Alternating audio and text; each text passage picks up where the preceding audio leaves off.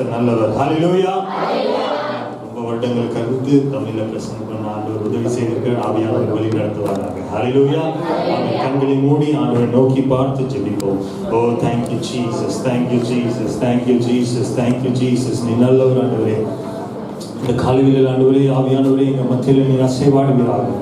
வார்த்தை மூலமா எங்க கூட இடைப்படுவீராக. ஓ ஷபலரபியாந்திரனா ஷிகேலரபியாத்ருனோ ஓ ரிபானா ஷிகேலரபியாந்திரனோ ஷபலரனாந்திரே ஓ ரிபாகா ஷிகேலரபியாந்திரனோ ஷபலரபியாந்திரனோ ஓ ரபனா ஷிகேலரபியாக்ரோபனாந்திரே ஷிகேலரபியாத்ருனோ ஓ ரிபா பாபாமனா ஷிகேலரபியாந்திரனா. Thank you Holy Spirit, thank you Holy Spirit, thank you Holy Spirit. வாய்களை திறந்து கேட்போம். ஆவியானவரே எங்க கண்களை திறந்தருளுவீராக, எங்க செவிகளை திறந்தருளுவீராக. இந்த நாளில் ஆண்டவரே விதைக்கப்படுகிற வார்த்தை ஆண்டவரே எங்க வாழ்க்கையில 100 மடங்கு அறுவடை ஆண்டவரை காண உதவி செய்வீராக. ஆண்டவரே வார்த்தையை கேட்கிற மாத்திரமல்ல, வார்த்தையின்படி நடக்க ஆவியானவரே எங்களுக்கு நீ உதவி செய்வீராக.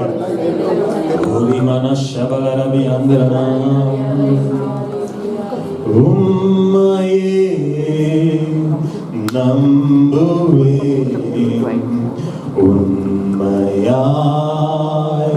ஆராதிப்பேன். உம்மையே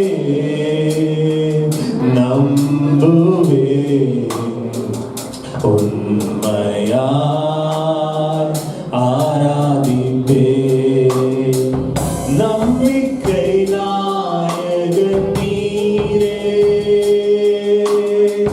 நம்பிடுவே நான் உம்மையே.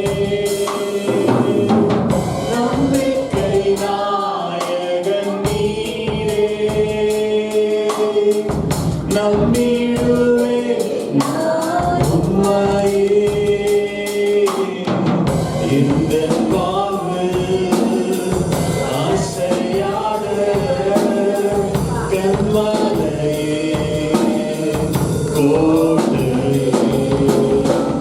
என்ன வாழ்வு அசையாத கண்மலையே கோட்டை.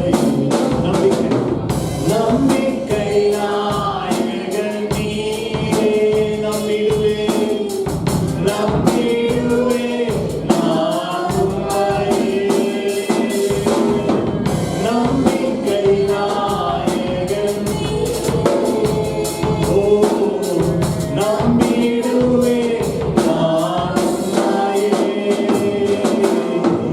இந்த வாழ்வில் பிரகாசிக்கும் தீபமே ஜோதியே.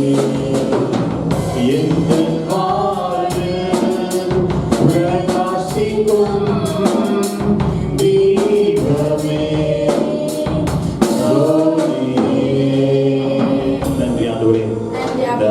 காலங்களில் அந்த வார்த்தை மூலமா எங்க கூட பேசுவீராக, இடைப்படுவீராக. உமக்கே மகிமை உண்டாவதாக. எல்லா துதிக்கான மகிமை உமக்கே செலுத்துகிறோம். இயேசுவின் ஜெபம் கேளும் நல்ல பிதாவே. ஆமென். ஹல்லேலூயா. ஹல்லேலூயா. ஆமென். எடுத்துக்கொள்வோம். எபிரேயரின் புத்தகம் 11ஆம் அதிகாரம் 6ஆவது வசனம். எபிரேயரின் புத்தகம் 11ஆம் அதிகாரம் 6ஆவது வசனம் வாசிப்போம். விசுவாசம் இல்லாமல் தேவனுக்கு பிரியமாய் இருப்பது கூடாத காரியம். விசுவாசம் இல்லாமல் தேவனுக்கு பிரியமாய் இருப்பது கூடாத காரியம். ஏனென்றால் தேவனிடத்தில் சேருகிறவன் அவர் உண்டென்றும் அவர் தம்மை தேடுகிறவர்களுக்கு பலன் அளிக்கிறவர் என்றும் விசுவாசிக்க வேண்டும். ஆமென். ஹல்லேலூயா.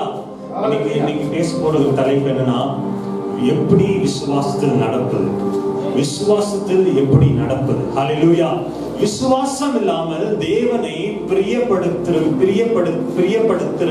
கூடாத காரியம். ஹல்லேலூயா. வசனம் சொல்லுது, விசுவாசத்தின் உலகத்தில் எல்லையே இல்லை.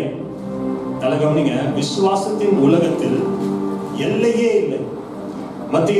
மத்திய தின புஸ்தகம் 19ஆம் அதிகாரம் 26வது வசனம் சொல்லுது, ஆண்டவர் சொல்கிறார், மனுஷனால் கூடாதது தேவனால் கூடும், தேவனால் எல்லாம் கூடும்.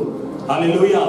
அதே இயேசு மார்க் என்கிற புஸ்தகம் 9ஆம் அதிகாரம் 23வது வசனம் சொல்லுகிறது, விசுவாசிக்கிறவனுக்கு எல்லாம் கூடும். ஹல்லேலூயா. ஆண்டவர் யாரை கம்பேர் பண்றாரு பாருங்க. ஆண்டவர் சொல்றார் தேவனால் எல்லாம் கூடும். ஆனா இங்க ஆண்டவர் சொல்கிறார் விசுவாசிக்கிறவனுக்கு எல்லாம் கூடும். ஹல்லேலூயா. அப்படின்னா நீங்க எதை விசுவாசித்தாலும் அதை ஆண்டவரால் செய்ய முடியும். ஹல்லேலூயா. சாத்தியமற்ற கதவுகள் விசுவாசத்தினால் திறக்கப்படும். ஹல்லேலூயா. வசனம் சொல்றது விசுவாசமே உலகத்தை ஜெயிக்கும் ஜெயம். ஹல்லேலூயா. விசுவாசத்துக்கு முற்றுப்புள்ளியே இல்லை. விசுவாசத்துக்கு ஃபுல் ஸ்டாப்பே இல்லை. எங்க நீங்க விசுவாசிக்கவே முடியாது என்று நினைக்கிறீங்களோ அங்க ஆண்டவர் ஒரு அற்புதத்தை செய்வார். ஹல்லேலூயா.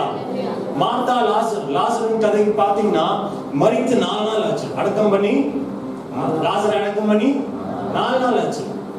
அங்க ஆண்டவர் வந்து சொல்கிறார் மார்த்தாவை பார்த்து, மார்த்தா நீ விசுவாசித்தால் தேவனுடைய மகிமை காண்பாய். என்ன விசுவாசிக்கிறது நினைச்சு பாருங்க. மரித்து 4 நாள் ஆச்சு. எல்லாரும் பிரியாணி சாப்பிட்டு போயிருப்பாங்க.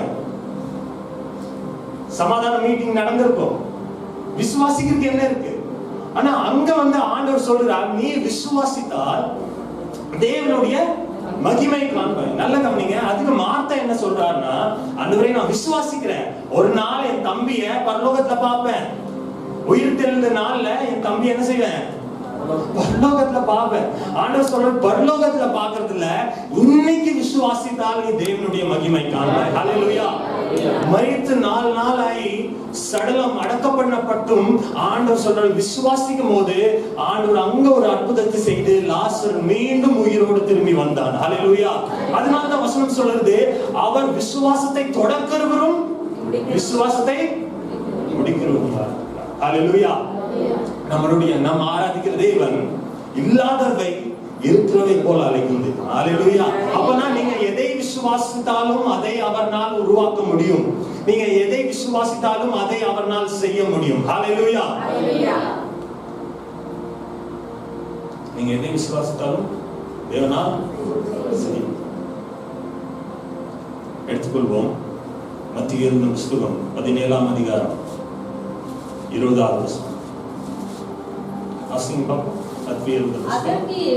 அதற்கு இயேசு உங்கள் அவிசுவாசத்தினாலேதான் கடுகு விதையளவு விசுவாசம் உங்களுக்கு இருந்தால், நல்லா கவனிங்க, கடுகு விதையளவு விசுவாசம் உங்களுக்குள் இருந்தால் நீங்கள் இந்த மலையை பார்த்து இவ்விடம் விட்டு அப்புறம் போ என்று சொல்ல அது அப்புறம் போகும். உங்களால் கூடாத காரியம் ஒன்றுமே இராது. நல்ல கவனிங்க. ஆண்டவரே சொல்றார், இயேசுவே சொல்றார், உங்களால் கூடாத காரியம் ஒன்றும் இல்லாது. என்ன என்ன எப்படிப்பட்ட விசுவாசம்? கடுகளவு விசுவாசம் இருந்தாலே போதும். இந்த மலையை பார்த்து பேர்ந்து போன்னு சொல்லும் போது அது உங்க சத்தத்தை கேட்கும், உங்க வார்த்தைக்கு கீழ்ப்படியும். ஆனா பிரச்சனை என்னன்னா, நிறைய பேரு விசுவாசிக்கிறீங்க. எத்தனை பேர் விசுவாசிக்கிறீங்க? எனக்குள்ள கடுகளவு விசுவாசம் இருக்கு. கடுகளவு விசுவாசம் இருக்குன்னு எத்தனை பேர் விசுவாசிங்க? எத்தனை பேர் மலையை பார்த்து பேசிருக்கீங்க? பேசிருக்கீங்க.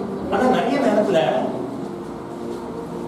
நம்ம பேச்சு என்ன செய்ய மாட்டேங்குது, கேட்க மாட்டேங்குது. ஏன் கேட்க மாட்டேங்குதுன்னா, அதே வார்த்தை இல்லையா? மார்க் இந்த புஸ்தகத்துல 11ஆம் அதிகாரத்துல ஆண்டவர் சொல்லுகிறாரு, கொஞ்சம் எலபரேட் பண்ணி சொல்றாரு. மார்க் இந்த புஸ்தகம் 11ஆம் அதிகாரம் 23வது வசனத்தை வாசிப்போம். வானவரையிலும் உயர்த்தப்பட்ட கப்பர்நகூமே, எவனாகிலும் இந்த மலையை பார்த்து பெயர்ந்து சமுத்திரத்திலே தள்ளுண்டு போ என்று சொல்லி தான் சொன்னபடியே நடக்கும் என்று, நல்லா கவனிங்க, நான் சொல்லபடியே நடக்கும் என்று தன் இருதயத்தில் சந்தேகப்படாமல் விசுவாசித்தால் அவன் சொன்னபடியே ஆகும். ஹல்லேலூயா. அப்பனா இங்க வந்து கடுகளவு விசுவாசம் பிரச்சனை இல்ல, மலை பிரச்சனை இல்ல. என்னதான் பிரச்சனை? இருதயத்துல சந்தேகம் தான் பிரச்சனை. ஹல்லேலூயா. எவ்வளவு பெரிய மலையா இருந்தாலும் ஆண்டவர் என்ன சொல்றாரு? உனக்குள்ள இருக்கிற கடுகளவு விசுவாசமே அதுக்கு போதும். உங்க லெவல் ஆஃப் ஃபெய்த் வந்து உங்களுக்குள்ள இருக்கு, அது பிரச்சனை இல்ல. என்னதான் பிரச்சனை? சந்தேகம். ஹல்லேலூயா. சந்தேகம். ஆண்டவர் சொல்றாரு, சந்தேகமே படாது. நீ சொன்ன வார்த்தைக்கு நீ என்ன பண்ணக்கூடாது, சந்தேகப்படாம இருந்தீன்னா அந்த வார்த்தை ஆண்டவர் உறுதிப்படுத்துவார். ஹல்லேலூயா. அப்பனா இங்க என்ன பிரச்சனை இல்லை, இங்க விசுவாசமும் பிரச்சனை இல்லை, நான் விசுவாசத்தை தான் பேசுறேன், அதுவும் பிரச்சனை இல்லை. ஆனா என்னதான் பிரச்சனை, சந்தேகம். இப்போ நான் உங்ககிட்ட ஒரு கேள்வி கேட்கிறேன். இப்போ உங்களுக்கு விசுவாசம் வேணுமா இல்ல ஞானம் வேணுமா? சொல்லுங்க. உங்களுக்கு விசுவாசம் வேணும்னா, ஏன்னா ஆண்டவர் சொல்ற விசுவாசித்தாதான் எல்லாமே கூடும் சொல்றாரு. இப்போ உங்களுக்கு விசுவாசம் வேணுமா இல்ல ஞானம் வேணுமா? சொல்லுங்க. ஏதாவது ஒண்ணு சொல்லுங்க. விசுவாசம் உங்களுக்குள்ள முதலே இருக்குல்ல. ஆமென். எடுத்துக்கொள்வோம். எபிசியன்ஸ் எபேசியர் புஸ்தகம் 1ஆம் அதிகாரம் 17வது வசனம். நம்முடைய கர்த்தராகிய இயேசு கிறிஸ்துவின் தேவனும் மகிமையின் பிதாவுமானவர் நம்மை நீங்கள் அறிந்து கொள்வதற்கான ஞானத்தையும் தெளிவையும் அளிக்கிற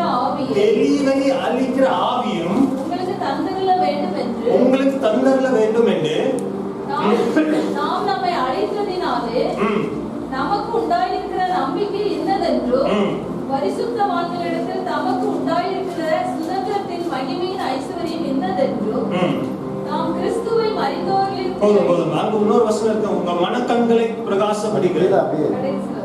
அவர் உங்களுக்கு பிரகாசமுள்ள மனக்கண்களை. அல்லேலூயா. பவுல் என்ன ஜெபிக்கிறார்? உங்களுக்கு ஆண்டவருடைய ஞானம் தேவை, ஆண்டவருடைய பத்தி வெளிப்பாடு தேவை. அப்புறம் உங்களுக்குள்ள என்ன வரணுமாமா? பிரகாசமுள்ள மனக்கண்கள் வேணுமாமா. அல்லேலூயா. விசுவாசம் உங்களுக்குள்ள இருக்கு, விசுவாசத்தால் பேசுறீங்க. ஆனா அங்க சந்தேகம் உங்க வாழ்க்கையிலிருந்து, உங்க இருதயத்திலிருந்து விலகும் வேண்டுமானால் தேவனை பற்றிய அறிவும், தேவனை பற்றிய நம்பிக்கையும், தேவனை பற்றிய வெளிப்பாடும் உங்களுக்கு தேவை. அல்லேலூயா. இப்ப தேவனை பற்றி வெளிப்பாடும், தேவனை பற்றி அந்த ஞானம் வரும்போது உங்களுக்குள்ள சந்தேகம் வராது. அல்லேலூயா. நீங்க சொல்ற எல்லா வார்த்தையும் ஆண்டவர் என்ன செய்வார்? அதை கனப்படுத்தி உங்க விசுவாசத்தினாலே உங்களால எல்லாமே கூடும். அல்லேலூயா. உதாரணத்துக்கு நல்லா கவனிங்க. உங்க கண் இருக்கு, நீங்க பாக்குறீங்க. இந்த ரூம்ல வந்து லைட் இல்ல, லைட் எல்லாம் ஆஃப் பண்ணிட்டீங்கன்னா என்ன, உங்களுக்கு இருட்டாயிரும், உங்களுக்கு ஒன்றும் தெரியாது. கண் இருந்தும் என்ன செய்வீங்க? பார்க்க முடியாது.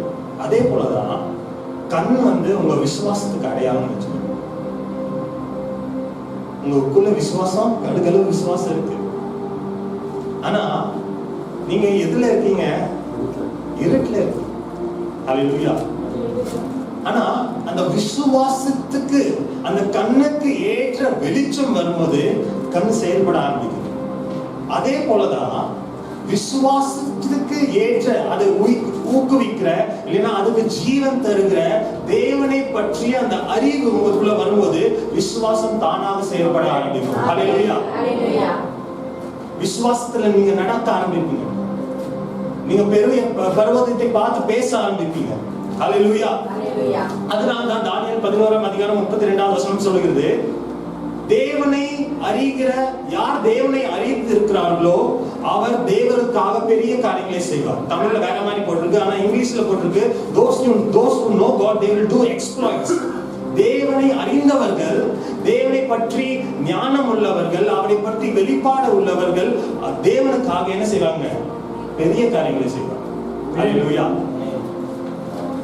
இப்ப என்ன பிரச்சனை?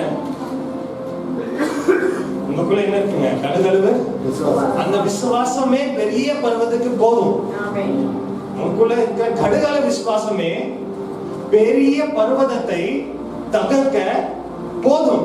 ஆனா தேவனை பற்றி அறிவு வரும்போது, தேவனை பற்றி அந்த வெளிப்பாடு வரும்போது உங்க விசுவாசம் தானா செயல்பட ஆரம்பிக்கும். ஹல்லேலூயா. அதனாலதான் சொல்லுகிறது, தேவனை பற்றி வெளிப்பாடு எப்போ வரும்னா யோவான் 1ஆம் அதிகாரம் 4வது வசனம் சொல்லுது, வார்த்தையில் ஜீவன் இருந்தது, அந்த ஜீவன் மனுஷனின் ஒளியாக இருக்கிறது. ஹல்லேலூயா. சங்கீதம் 119 அதிகாரம் சொல்லுகிறது, அவருடைய வார்த்தையின் கால்களுக்கு தீபமும் என் பாதைக்கு வெளிச்சமா இருக்கு. ஹல்லேலூயா. அப்பனா எப்போ தேவனை பற்றி நீங்க அறிகிறீர்களோ, எப்போ தேவனை பற்றி வெளிப்பாடு உங்களுக்கு வருதோ, அப்போ விசுவாசத்தில் நீங்க வல்லவனாய் சந்தேகம் இல்லாமல் நீங்க பேச ஆரம்பிப்பீங்க. ஹல்லேலூயா. நிறைய பேருக்கு ஏன் நடக்க மாட்டேங்குதுன்னா, நான் சொன்னது பேசிட்டீங்க, நான் நடக்குமா நடக்காதா, ஆகுமா ஆகாதா, கூடுமா கூடாதா, இப்படிப்பட்ட சந்தேகம் இருந்தாவே நீங்க பேசின வார்த்தை அது செயல்படாம போயிடும். உங்க விசுவாசமும் செயல்படாம போயிடும். ஹல்லேலூயா. விசுவாசத்தினால் இயேசு சொல்ற, விசுவாசத்தினால் எல்லாம் உங்களால எல்லாமே செய்யும். ஆண்டவர் சொல்றாரு, என்னால எல்லாம் செய்ய முடியும், ஆனா விசுவாசிக்கிறவனாலே எல்லாமே செய்யும், எல்லாமே ஆகும், எல்லாமே கூடும். ஹல்லேலூயா. சில தடைகள், சில காரியங்களை நான் பேசி முடிக்க விரும்புகிறேன். அதுதான் விசுவாசத்துக்கு தடையும், அதுதான் விசுவாசத்தில் நடக்கிறதுக்கு காரணமும் அதுதான். ஹல்லேலூயா. சில 3 காரியங்களை நான் பேச விரும்புகிறேன். முதலாவது, விசுவாசத்துக்கு தடையா இருப்பது என்னன்னா உங்க கண்கள். என்ன சொல்லுங்க? கண்கள். ஏன்னா நீங்க எதை பார்க்கிறீர்களோ, எதை கேட்கிறீர்களோ அதுதான் நீங்க. நீங்க எதை பார்க்கிறீங்களோ, எதை கேட்கிறீங்களோ அதுதான் நீங்க. ஹல்லேலூயா. ஆபிரகாம் அழைக்கும் போது ஆண்டவர் ஆபிரகாமுக்கு வாக்கு பண்ணுகிறார். ஆனால் வசனம் சொல்லிடுது, வசனத்தை வாசித்து பார்த்தீங்கன்னா, ஆபிரகாம் அவனை பார்க்கிறான், அவனுடைய சரீரத்தை பார்க்கிறான், வைஃபை பார்க்கிறான், சாராவை பார்க்கிறான், சாராவை சரீரத்தை பார்க்கிறான், வயசை பார்க்கிறான். அப்ப திடீர்னு எலியேசரை பார்க்கிறான். அதுவும் முடியாதுன்னா சாராவுடைய வேலைக்காரி ஆகார பார்க்கிறான், அப்புறம் இஸ்மாயில பார்க்கிறான். பார்த்து ஆண்டவர் சொல்றாரு, இதே பார்த்துட்டு இருந்தா உனக்கு பிறக்கிற குழந்தை பிறக்காது. அதனால ஆண்டவர் அவருடைய கண்ணோட்டத்தை மாற்றினார். ஹல்லேலூயா. ஆண்டவர் சொல்றார், நீ டென்ட் விட்டு என்ன செய்வா, வெளியே வா, நான் உன் கண்ணோட்டத்தை என்ன செய்கிறேன், மாற்ற விரும்புகிறேன். ஹல்லேலூயா. ஆண்டவர் எங்க கூட்டிட்டு போறாரு, வெளியே கூட்டிட்டு போய் வானத்தை பார்க்க சொல்றாரு. இனிமேல் நீங்க உங்க வயசை பார்க்க கூடாது, இனிமேல் சாராவை பார்க்க கூடாது, சாரா வேலைக்காரியும் பார்க்க கூடாது, எலியேசரும் பார்க்க கூடாது, அவருடைய சரீரத்தையும் பார்க்க கூடாது. என்னதான் பார்க்கணும்? வானத்தை பாரு. எப்ப போல உனக்கு விசுவாசத்தை முடியுமா, நடக்குமா, நடக்காதா அப்படின்னு சொல்லும் போது வெளியே வந்து என்ன செய்ய, வானத்தை பார்த்து நான் இந்த வானத்தின் நட்சத்திரம் போல உங்க சந்ததி என்ன செய்வேன், பெருகு செய்வேன். அப்ப கீழே பாரு, என்ன சொல்றாரு, மணலை பாரு, இந்த மணலை போல என்ன செய்வேன், சந்ததியை பெருகு செய்வேன். ஹல்லேலூயா. அந்த வசனத்தை வாசிப்போம். ஆபிரகாம் ஜெனிசிஸ் ஆதியாகமம் 15ஆம் அதிகாரம் 4-5 வாசிங்க. அப்பொழுது கர்த்தருடைய வார்த்தை அவனுக்கு உண்டாகி, இவன் உனக்கு சுதந்திரவாளி அல்ல, உன் கற்ப பிறப்பானவனே உனக்கு சுதந்திரவாளி ஆவான் என்று சொல்லி அவர் அவனை வெளியே அழைத்து, நீ வானத்தை அண்ணாந்து பார், நட்சத்திரங்களை எண்ண உன்னாலே கூடுமானால் அவைகளை எண்ணு என்று சொல்லி. 6ஆம் வசனம் வாசிப்போம். அவன் கர்த்தரை விசுவாசித்தான், அதை அவனுக்கு நீதியாக எண்ணினான். அதை அவன் விசுவாசித்தான். தேவனை விசுவாசிக்கும் போது தேவன் அவனுக்கு நீதியாய் எண்ணினார். ஹல்லேலூயா. நிறைய நேரம் விசுவாசத்துல நடக்கும்போது உங்க கண்கள் வந்து உங்களுக்கு தடையாது. நீங்க ரிப்போர்ட்டை பார்த்தோன்னா என்ன செய்றீங்க, இனி நடக்காது, இனி முடியாது, இனி மாற்றுறதுல தான் நான் என்ன செய்யணும், வாழ்ந்தாகணும்னு சொல்லி அதை நம்புறதுனால. அதே போலதான் ஆபிரகாம் இருந்தான். ஆபிரகாம் உடனே விசுவாச வல்லவன் ஆனதில்லை. அந்த விசுவாசத்தில் நடக்க ஆண்டவர் அவனை விசுவாசத்தின் தகப்பன் என்று அழைத்தார். ஹல்லேலூயா. அப்போ முதலாவது காரியம், உங்க பார்வை என்ன செய்யணும் சொல்லுங்க? உங்க பார்வை என்ன செய்யணும்? மாற்றணும். சரீர பிரகாரமான காரியங்களை விட்டு தேவன் என்ன வாக்கு கொடுத்தாரோ அதை மட்டும் பார்த்து வாழும்போது, உங்க கண்ணோட்டத்தை நீங்க மாற்றும் போது உங்க விசுவாசமும் அதிகரிக்கும். அல்லேலூயா. அதே போலதான் இன்னொரு இன்சிடென்ட் வாசிப்போம். முதலாவது சாமுவேல் 17ஆம் அதிகாரம் 3வது வசனத்தை வாசிப்போம். பெலிஸ்தியர் அந்த பக்கத்தில் ஒரு மலையின் மேலும் இஸ்ரவேலர் இந்த பக்கத்தில் ஒரு மலையின் மேலும் நின்றார்கள். அவர்களுக்கு நடுவே பள்ளத்தாக்கு இருந்தது. அப்பொழுது காத்புரனாகிய கோலியாத் என்னும் பெயருள்ள ஒரு வீரன் பெலிஸ்தியரின் பாளையத்திலிருந்து புறப்பட்டு வந்து நடுவே நிற்பான். அவன் உயரம் 6 முழம். நல்ல கவனிங்க, எப்படிப்பட்ட காரியங்களை ஜனங்கள் பார்க்கறாங்க. சவுல் ராஜா வசனம் சொல்லுது, இஸ்ரவேலே அவன் ஆயிட்டு தான் பெருசாமா, அவன் யுத்த வீரன். ஆனா கோலியாத்தை பார்க்கும்போது, அவனுடைய வெளி தோற்றத்தை பார்க்கும்போது அவங்க பயந்து போறாங்க. கோலியாத்தின் வெளி தோற்றம் எப்படி படிங்க அந்த வசனத்தை? அவன் உயரம் 6 முழமும் ஒரு ஜானுமாம். அவன் தன் தலையின் மேல் வெண்கல சீராவை போட்டு ஒரு போர்க்கவசம் தரித்துக் கொண்டிருப்பான். அந்த கவசத்தின் நிறை 5000 சேக்கலான வெண்கலமாய் இருக்கும். அவன் தன் கால்களிலே வெண்கல கவசத்தையும் தன் தோளின் மேல் வெண்கல கேடயத்தையும் தரித்திருப்பான். அவனுடைய ஈட்டி தாங்கிய நெசவுக்காரரின் படை மரத்தின் கணத்தியும் அவன் ஈட்டியின் அழகு 600 சேக்கல் இருப்புமாய் இருக்கும். பரிசை பிடிக்கிறவன் அவனுக்கு முன்பாக நடப்பான். ஆமென், ஆமென், ஹல்லேலூயா. நல்ல கவனிங்க, இஸ்ரவேல் ராஜா அபிஷேகம் பண்ணப்பட்டவன், யுத்த வீரன். அவன் கோலியத்தை பார்த்தோன்னே ஒரு மனுஷனை பார்த்து ஒரு ஃபுல் ஆர்மி என்ன செய்யுது? பயப்படுது. ஹல்லேலூயா. ஆனா அதே இடத்துல இன்னொரு மனுஷன் வருகிறான். அவன் கோலியாத்தை பார்க்கல, அவனுடைய போட்டு இருக்கிற ஆர்மரை பார்க்கல, கையில வச்சிருக்கிற கத்திய பார்க்கல. அவனுடைய பார்வையே வேற மாதிரி இருக்கு. அதாவது அந்த வசனத்தை வாசிப்போம். 45வது வசனத்தை வாசிப்போம். 1 சாமுவேல் 17:45. அதற்கு தாவீது பெலிஸ்தரை நோக்கி, நீ பட்டயத்தோட ஈட்டியோடும் கேடகத்தோடும் வருகிறாய், நானோ நீ நிந்தித்த இஸ்ரவேலுடைய ராணுவங்களின் தேவனாகிய சேனைகளுடைய கர்த்தருடைய நாமத்தில் உன்னிடத்தில் வருகிறேன். ஹல்லேலூயா. எப்போ நீங்க பிரச்சனைய பெரிய மலையை பார்க்க ஆரம்பிக்கிறீங்களோ, தேவன் மேல இருக்கிற நம்பிக்கை குறைய ஆரம்பிக்கும். பயந்து போயிருவீங்க. ரிப்போர்ட்டை பார்த்தாவே என்ன செய்ய நிறைய பேரு பயப்படுறீங்க. ஆனா தாவீது எதை பார்த்தானா? கோலியாத்தை பார்க்கல. நீயும் பட்டயத்தோட வருகிறா, நான் தெரியும், என் கண்ணால பாக்குறேன், நீ பட்டயத்தோட வச்சிருக்க, ஈட்டி வச்சிருக்க, எல்லாம் வச்சிருக்க. என்ன, என்னோட பார்வையே வேற. நான் பார்க்கிற தேவன் அவர் சேனைகளின் தேவன். ஹல்லேலூயா, ஹல்லேலூயா. அப்போ நீங்க பார்வையை பார்க்க மாட்டும் போது உங்க விசுவாசம் செயல்பட ஆரம்பிக்கும். நீங்க பேச ஆரம்பிப்பீங்க. ஹல்லேலூயா. ஒரு இன்சிடென்ட், ஒரு சாங், சினிமா சாங். ஆனா நான் வந்து காலேஜ்ல படிச்சுட்டு இருக்கும்போது கோயம்புத்தூர்லேருந்து வால்பாறை போகிறோம், பஸ்ல போகிறோம். அந்த பஸ்ல வந்து சினிமா பாட்டெல்லாம் ஓடி போகுது.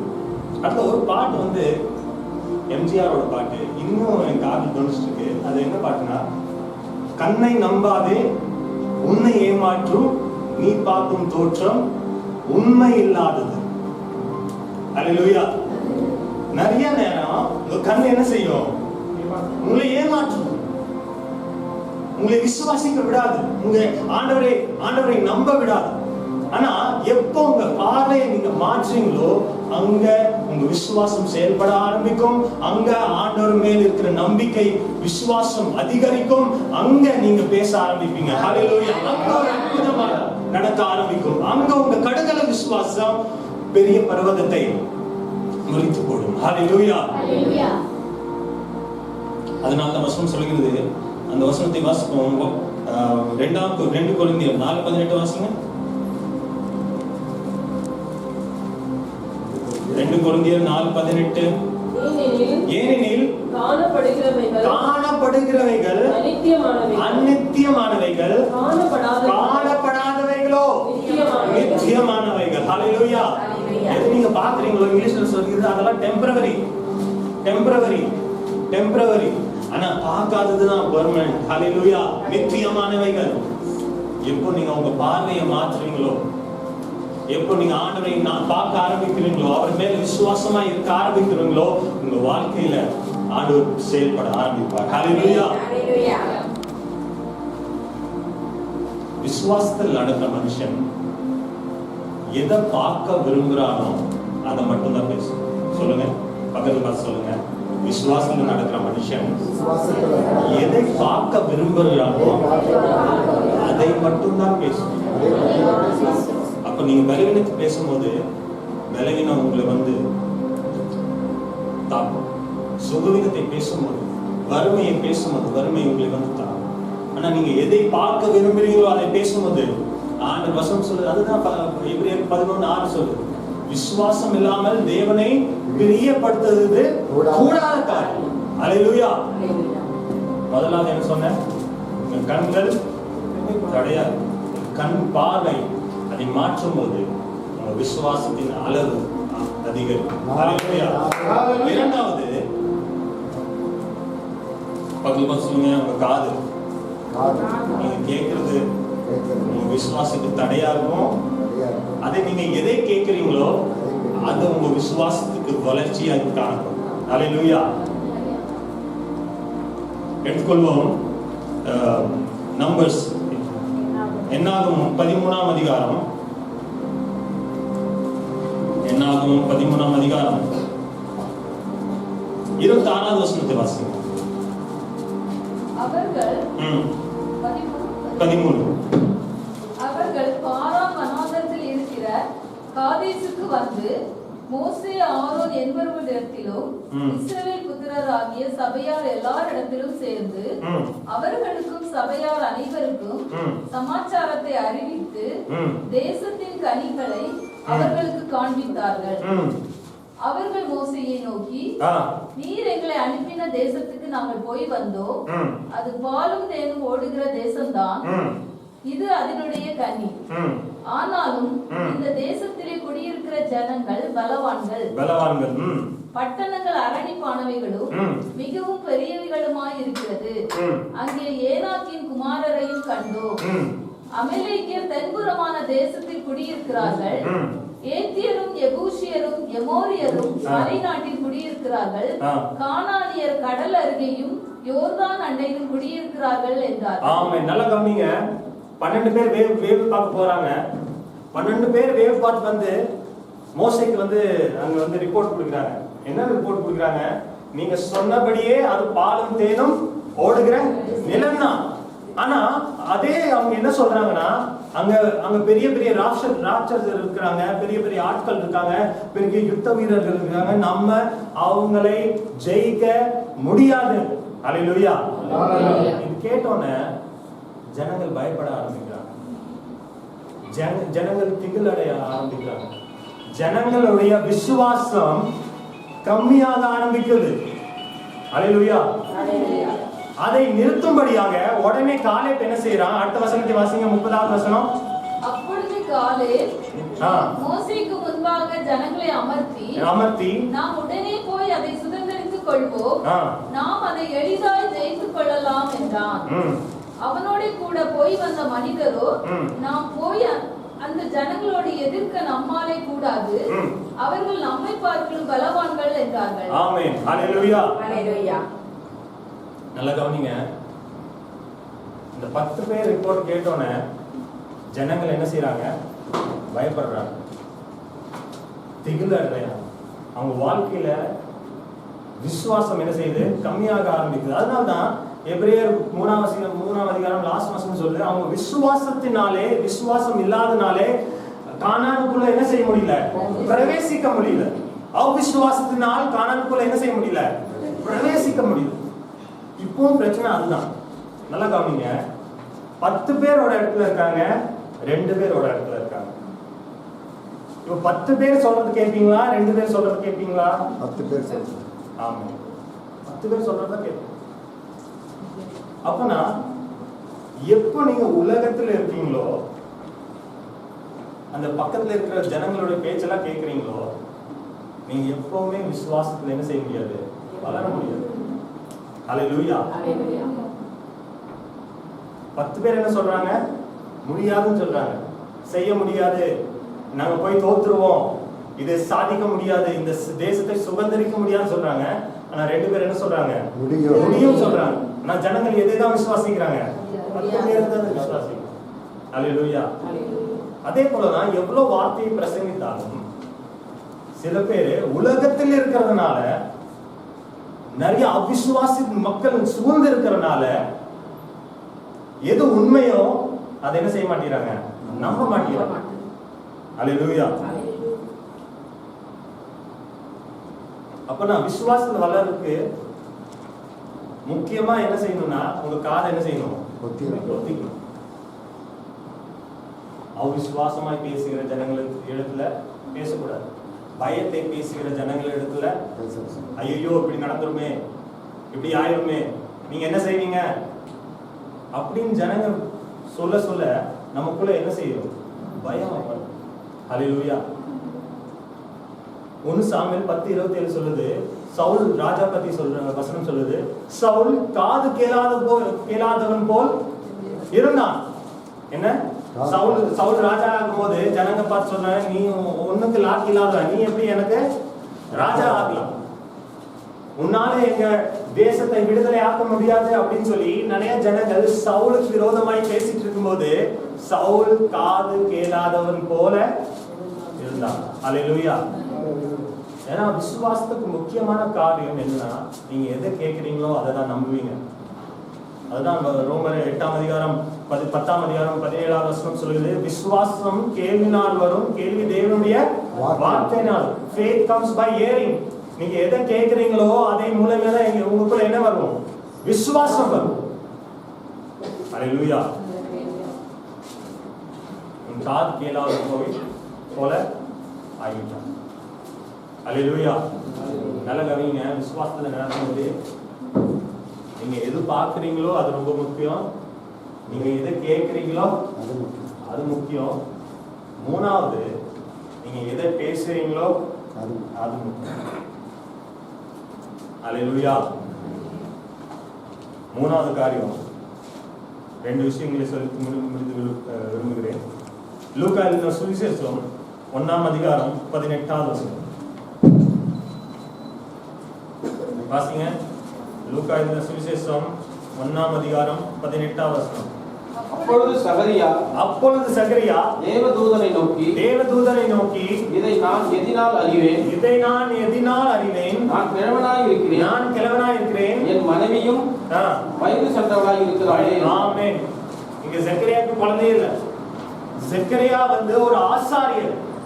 அப்படி ஆசாரியன் என்றால் அவனுக்கு பழி ஏற்பாடு தெரியும், ஆபிரகாம் வாழ்க்கை தெரியும், ஆபிரகாமுக்கு ஆண்டவர் எத்தனை வயசுல குழந்தை கொடுத்தாருன்னு தெரியும். எல்லாம் தெரிஞ்சும் தேவதூதர் சொல்லி, சில பேர் தேவதூதர் சொன்னாலும் என்ன செய்ய மாட்டாங்க, நம்ப மாட்டாங்க. சில பேர் தோமாஸ் மாதிரி, என்ன இயேசுவின் கையில நான் விரல் விட்டாதான் என்ன செய்வேன், நம்புவேன். ஹல்லேலூயா. தேவதூதர் சொல்றான், உனக்கு குழந்தை பிறக்குன்னு சொல்றான். அதுக்கு அவன் சொல்றான், இது எப்படி நடக்கும். ஹல்லேலூயா.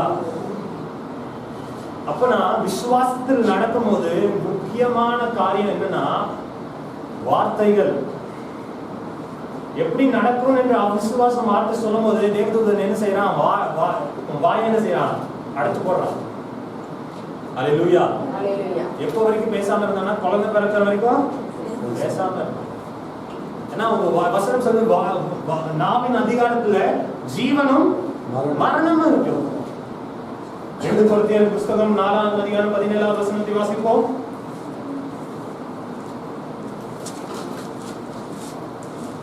2 கொரிந்தியர் 4:13.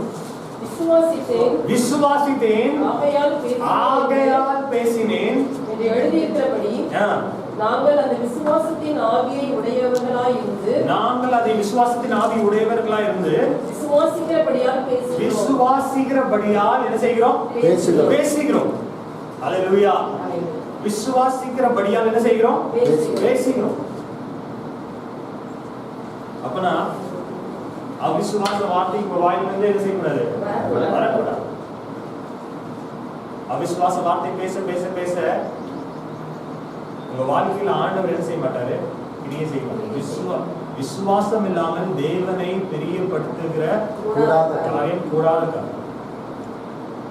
அல்லேலூயா. நாங்கள் விசுவாசித்தோம், அதனால் பேசுவோம். அல்லேலூயா. வாயில் என்ன இருக்கு? ஜீவனும் மரணமும். நீங்க எதை பார்க்க விரும்புகிறீர்களோ அதை மட்டும்தான் உங்க வாயிலிருந்து என்ன செய்யணும்? வரும். அல்லேலூயா. உள்ள விசுவாசம் இருக்கும்போது அது செயல்படுது. எப்படி செயல்படணும்னா அது நீங்க வார்த்தை மூலமா என்ன செய்யணும்? ஒரு பாஸ்டர் வந்து தலைவலின்னு ஹாஸ்பிட்டல் போய் பார்க்கும்போது டாக்டர் வந்து அவருக்கு வந்து ஸ்கேன் எல்லாம் எடுத்துருக்காங்க. என்ன பிரச்சனையும் பார்க்க ஸ்கேன் எல்லாம் எடுக்கும்போது அவர் டியூமர்னு வந்துருக்கு சார். மண்டையில் இருக்கு, பிரெயின்ல டியூமர் இருக்குன்னு கேள்விப்பட்டவங்க அவர் ஒரு பெரிய ஊழியக்காரர், விசுவாசத்தின் தகவல்னு சொல்லுவாங்க. டியூமர் வந்தவொடனே டாக்டர் கிட்ட போய் பார்க்குறாரு. அங்கே கன்சல்டேஷன் போயிட்டு இருக்கு. டாக்டர் சொல்றாரு, உங்களுக்கு என்ன இருக்கு? டியூமர் இருக்கு. அந்த வார்த்தை கேட்டு அவர் டாக்டர் கிட்ட கேட்கல, என்ன செய்யணும் டாக்டர், ஹாஸ்பிட்டல்ல என்ன ஆபரேஷன் பண்ணணுமா, என்ன மெடிகேஷன் வேணும் அப்படின்னு உட்கார்ந்து கேட்டுட்டு இருக்குல்ல. டியூமர்னு வந்த கேட்ட உடனே அவர் உடனே வார்த்தையை ரிலீஸ் பண்ணி சொன்னாரு, டாக்டர் எனக்கு டியூமர் இருக்கவே இருக்காது. ஒன்னா உங்க மிஷின் வந்து ரிப்பேரா இருக்கும், இல்லைன்னா நான் மிஷின்ல இருக்கும்போது பிசாஸ் அந்த மிஷின்ல வந்திருப்பான். நீங்க போய் மறுபடியும் என்ன செய்யுங்க? செக் பண்ணுங்க. அப்பனா உங்களுக்குள்ள விசுவாசம் இருக்கும்போது உடனே என்ன செய்யணும்? அறிக்கையிடணும். நீங்க மத்தவன் என்ன சொல்றான்னு கேட்டுட்டு இருக்க கூடாது. விசுவாசம் இருக்கும்போது என்ன செய்யணும்?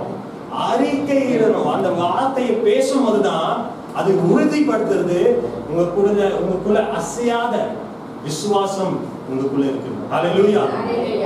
அப்ப நீங்க வார்த்தையை பேச பேச உங்களுக்குள்ள ஆண்டவர் செயல்பட ஆரம்பிப்பார். அந்த விசுவாசம் என்ன செய்யும்? செயல்பட ஆரம்பிக்கும். ஹல்லேலூயா.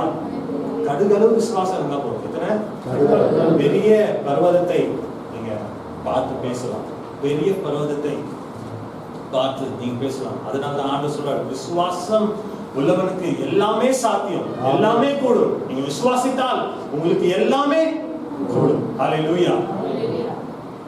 இப்போ விசுவாசம் நிறைய பேர் என்ன செய்றீங்க? விசுவாசிக்கிறீங்க, அதை பேசுறீங்க. ஆனா விசுவாசம் எப்போ உறுதிப்படும்னா அந்த விசுவாசத்துல நடக்கும் போதுதான் உறுதிப்படும். ஹல்லேலூயா. எடுத்துக்கொள்வோம். நாலாவது காரியம், உங்க ஆக்ஷன், நீங்க செய்கிற செயல்பாடு, நீங்க நடக்கிற நடக்கை. யாக்கோபு 2:17 வாசிப்போம்.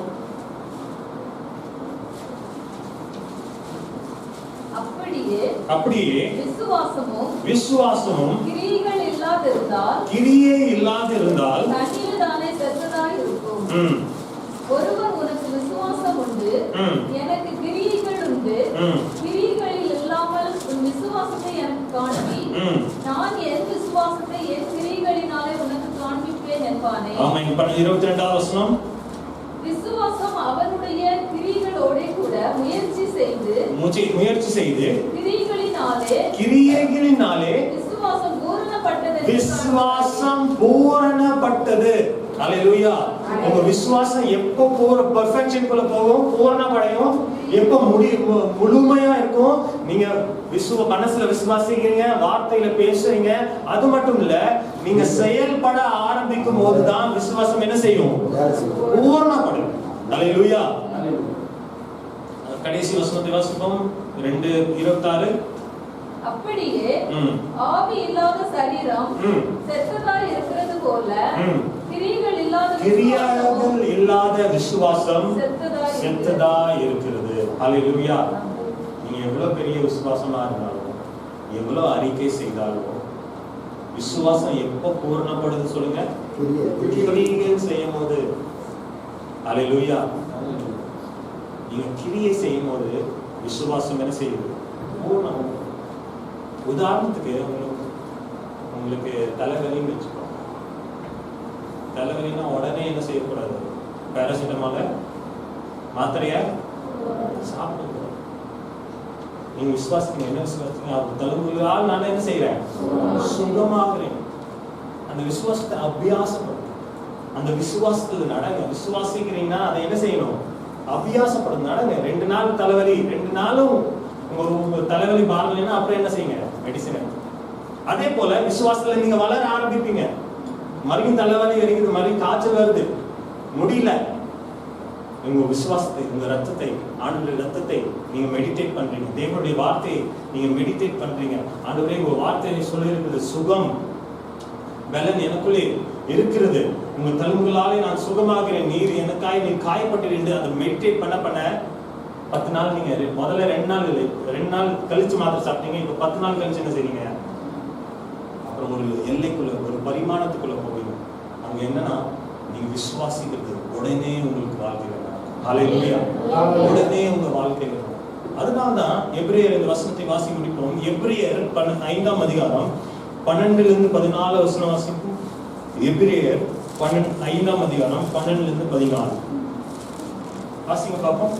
காலத்தை பார்த்தால் போதகராய் இருக்க வேண்டிய உங்களுக்கு தேவனுடைய வாக்கியங்களின் மூல உபதேசங்களை மறுபடியும் உபதேசிக்க வேண்டியதாய் இருக்கிறது. நீங்கள் பலமான ஆகாரத்தை அல்ல, பாலை உண்ணத்தக்கவர்களா நீங்கள். பால் உண்கிறவன் குழந்தையாய் இருக்கிறபடினால் நீதியின் வசனத்தில் பழக்கம் இல்லாதவனாய் இருக்கிறான். பலமான ஆகாரம் என்று நன்மை தீமை என்றதென்று பயிற்சியினால், அந்த வார்த்தையை நல்லா கவனிங்க. எதனால்? பயிற்சியினால் பகுத்தறியத்தக்கதாக முயற்சி செய்யும். ஹல்லேலூயா. ஆமென். ஹல்லேலூயா. வசனம் சொல்லுது பயிற்சியினால். எதனால? பயிற்சியினால்.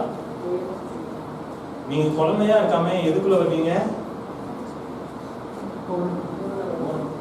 வசனம் என்ன சொல்லுது? பூரண வயது. ஹல்லேலூயா. அப்ப நான் உங்க விசுவாசம் என்ன செய்யப்படணும்? பயிற்சிக்குள்ள என்ன செய்யப்படணும்? அனுப்பப்படணும். எப்ப நீங்க அதை அபியாசப்படுத்த ஆரம்பிக்கிறீங்களோ, அந்த விசுவாசத்தை பயிற்சிப்படுத்த ஆரம்பிக்கிறீங்களோ, உங்க தழும்புகளாலே நான் வறுமையில இருக்கல, ஆண்டவரே கர்த்தரின் மேய்ப்பரா இருக்கிறார், நான் தாழ்ச்சிக்கிறேன். வறுமையில இருக்கும்போது நீங்க அந்த அபியாசத்தை அந்த விசுவாசத்தை பேச ஆரம்பிக்கிறீங்க, அபியாசப்படுத்த ஆரம்பிக்கிறீங்க, பயிற்சி செய்ய ஆரம்பிக்கிறீங்க. ஹல்லேலூயா. அது செய்ய செய்ய செய்ய செய்ய செய்யதான் உங்க வாழ்க்கையில ஆண்டவர் அற்புதத்தை செய்வார். ஹல்லேலூயா. ஆண்டவர் கனப்படுத்துகிறது. உங்க விசுவாசத்தை என்ன செய்கிறார்? கனப்படுத்துகிறார். வறுமையில இருக்கீங்க, காசு இல்ல, உடனே போய் மத்தவங்க கிட்ட என்ன செய்யக்கூடாது? கடன் கேட்க கூடாது. என்ன செய்யணும்? உங்க விசுவாசத்தை பயிற்சிப்படுத்தும், அபியாசப்படுத்தும். ஆண்டவரே மகிமையிலே, கிறிஸ்து இயேசுவின் மகிமையிலே என் குறைவுகளை மகிமையிலே என்ன செய்வீங்க? நிறைவாக்குவீங்க என்று வசனம் சொல்லுகிறது. ஆண்டவரே நீர் என்னை என்ன செய்யுங்க? வழி நடத்துங்க. நீங்க என்ன செய்யுங்க? போசிங்க. ஹல்லேலூயா. தாவீது சாதாரணமான ஆள் இல்ல. தாவீது ஒரு தேசத்துக்கே ராஜா. எல்லா ஆஸ்திகள், எல்லா காரியங்களும் அவங்க கிட்ட இருந்தும் அவன் யார் மேல நம்பிக்கையா இருந்தான்? ஆண்டவரே நீர் தான் மேய்ப்பரா இருக்கிற. ஹல்லேலூயா. அப்ப நான் உங்க கடுகளவு விசுவாசம் உங்களுக்குள்ள இருக்கு. நீங்க சொல்லும் போது பர்வதம் கேட்கும். ஆனா அந்த கடுகளவு விசுவாசத்தை ஊக்குவிக்கிறபடியாக, அந்த கடுகளவு விசுவாசத்தை ஜீவன் கொடுக்கிறபடியாக தேவனுடைய வார்த்தை உங்களுக்குள்ள வரும்போது, தேவனை பற்றி அறிவு உங்களுக்குள்ள வரும்போது, தேவனை பற்றி ரெவலேஷன், அந்த வெளிப்பாடு உங்களுக்குள்ள வரும்போது, நீங்க என்ன செய்வீங்க? உங்க மனசு என்ன செய்யாது? ஹல்லேலூயா. சந்தேகப்படாமல் எதை நீங்க வாயில அறிக்கையிடுவீங்களோ அது உங்க வாழ்க்கையில அப்படியே விசுவாசத்தின் உலகத்துக்கு மீண்டும் சொல்லுகிறேன், எல்லையே இல்லை. ஹல்லேலூயா. ஆராதிக்கிற தேவன் இல்லாதவைகளை இருக்கிறவை போல அழைக்க முடியும். அப்பனா நீங்க எதை விசுவாசித்தாலும் எதை நம்பினாலும் ஆண்டவர் உங்க வாழ்க்கையிலே அதே போல செய்வார். ஹல்லேலூயா. அப்பனா கண்ணை பார்க்கறது என்ன செய்யாதீங்க, நம்ம கண்ணோட்டத்தை என்ன செய்யுங்க, யார்கிட்ட உட்கார்ந்து என்ன கேட்குறீங்கன்னு ரொம்ப முக்கியம். தேவனுடைய வசனத்தை விசுவாசம் கேள்வினால, மத்தலப் இங்கிலீஷ்ல சொல்லிருக்கு, அது இட்ஸ் கம்ஸ் ஃப்ரம் ஹியரிங். அது தேவனுடைய வார்த்தையை நீங்க கேட்க கேட்க கேட்க கேட்க உங்களுக்குள்ள என்ன செய்யுது, விசுவாசம். நான் விசுவாசித்தேன் அதனால என்ன செய்கிறேன். உங்க விசுவாசம் எப்ப பூரணம் அடைக்கும்னா, நீங்க விசுவாசத்துல என்ன செய்யும் போது, அபியாசப்படுத்தும் போது, அதை நடக்கும் போது, அதை பயிற்சி இடும்போது உங்க விசுவாசம் என்ன செய்யுது. ஹல்லேலூயா. ஹல்லேலூயா. விசுவாசத்தினால் எல்லாம் கூடும். எது இங்க நீங்க ஒண்ணுமே முடியாதுன்னு நினைக்கிறீங்களோ அங்க ஆண்டவர் செயல்படாது. மீண்டும் எபிரேயர் 11ஆம் அதிகாரம் 6ஆம் வசனத்தில், விசுவாசத்தின் நாளே தேவனுக்கு பிரியமாய் இருப்பது கூடாத காரியம். ஏனென்று தேவனிடத்தில் சேர்கிறவன் அவர் உண்டென்றும் அவர் தம் பலன் அளிக்கிறவர்கள் என்றும் விசுவாசிக்க கடவுள். ஹல்லேலூயா.